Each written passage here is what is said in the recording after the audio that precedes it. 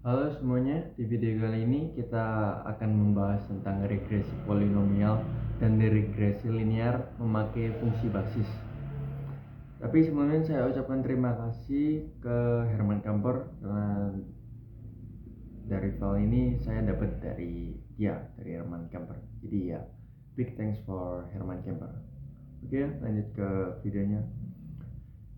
Jadi kalau lihat judul di slide ini mungkin kesannya agak kontradiktif ya. Ada istilah regresi linear, tapi di bawahnya malah tertulis regresi polinomial dengan fungsi basis. Tapi tenang, ini bukan salah tulis kok. Di sini kita bakal pelajari gimana cara mengambil regresi linear berganda, lalu kita modifikasi atau kembangkan supaya model kita bisa menghasilkan prediksi yang non linear. Nanti di akhir video kalian bakal sadar kalau model ini sebenarnya tetap linear. Secara parameter dia linear, tapi hebatnya dia bisa bikin prediksi yang melengkung atau non linear. Gambar ini menunjukkan contoh yang kita bahas waktu kita ngomong soal regresi linear sederhana. Di sini kelihatan data waktu kemenangan lari 100 meter putra di Olimpiade dari tahun 1896 sampai 2008, lengkap sama hasil prediksi dari regresi linear sederhana kita. Hasil fitnya kelihatan lumayan masuk akal buat datanya. Tapi gimana kalau ternyata bentuk datanya agak beda? Misalnya di sini kita punya input X dan output Y, dan jelas banget kalau outputnya berhubungan sama input dengan cara yang non-linear. Kalau kita maksa pakai model regresi linear sederhana ke data ini, modelnya bakal nyoba nyari garis lurus terbaik buat nembus data. Yang mana jelas hasilnya nggak bakal akurat. Jadi yuk kita lihat cara simple buat ngembangin regresi linear supaya kita bisa bikin prediksi yang sifatnya non-linear. Pertama-tama kita bakal bahas metode yang namanya regresi polinomial. Sebenarnya ini itu pengembangan dari regresi linear berganda. Jadi dalam regresi linear berganda, output model kita itu adalah fungsi linear dari berbagai fitur input yang berbeda. Kita bakal ngefit model ini ke sebuah dataset dengan total n titik data menggunakan square loss function. Square loss function bisa ditulis dalam bentuk matriks kayak gini, di mana kita definisikan sebagai desain matrix, isinya itu semua input data training kita yang disusun per baris. Terus digabung sama vektor target output Y yang isinya nilai-nilai target yang juga disusun dalam satu vektor. Kalau fungsi lossnya ditulis kayak gitu, kita bisa nyari solusi parameter paling optimal pakai normal equation. Nah, normal equation ini gampang banget dihitung kalau kalian paham cara transpose dan inverse matrix. Sekarang yuk kita kembangin konsep ini ke regresi polinomial. Di contoh ini, output kita itu skalar tunggal dan input kita juga skalar X. Jadi settingannya mirip kayak regresi linear sederhana yang kita bahas sebelumnya. Tapi bedanya sekarang kita mau ngefit fungsi kuadratik ke datanya. WO plus W1X plus W2X kuadrat. Jadi kalau di regresi linear sederhana kan kita cuma ngefit fungsi garis lurus dan kita sudah punya caranya. Tapi sekarang kita mau ngefit fungsi kuadratik tadi pakai cara regresi linear berganda. Caranya kita bikin variabel baru namanya V. V ini sebenarnya sebuah fungsi, dia terima input skalar X terus ngeluarin sebuah vektor. Vektor ini isinya 3 elemen, 1, X dan X kuadrat. Sekarang modelnya bisa kita tulis lebih ringkas, jadi W transpose dikali V. Artinya kita bisa nyelesain masalah ini persis kayak regresi linear berganda, tapi kita anggap aja kalau si V dikali X ini adalah input X normal kita.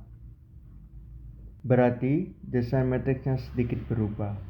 Bukan lagi matriks X biasa, tapi sekarang jadi matriks V besar.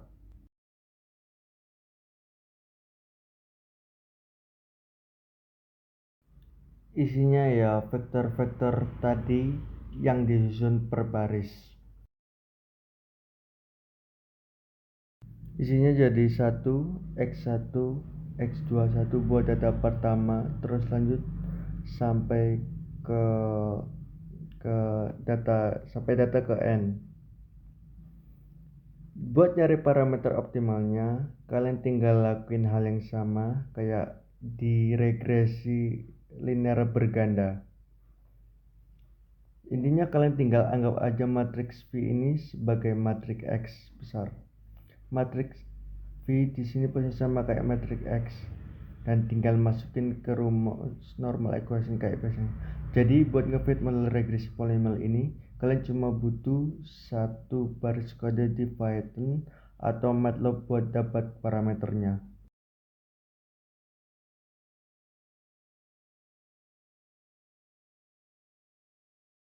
Di contoh ini kita pakai input scalar X, tapi ini bisa banget dikembangin ke input multidimensi kalau kalian punya dua fitur, misal X1 dan X2.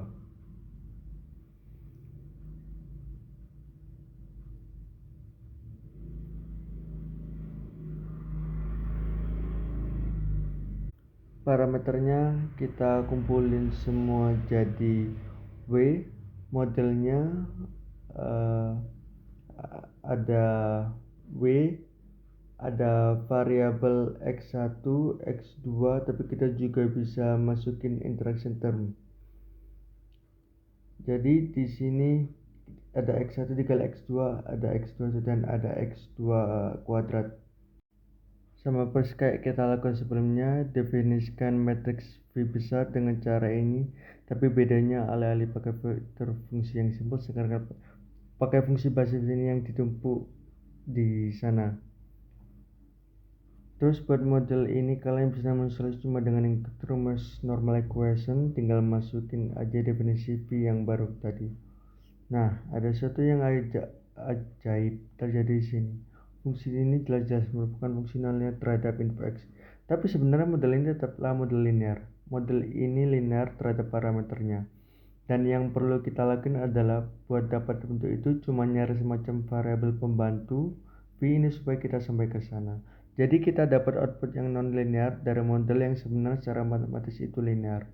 Modelnya tetap linear terhadap parameternya.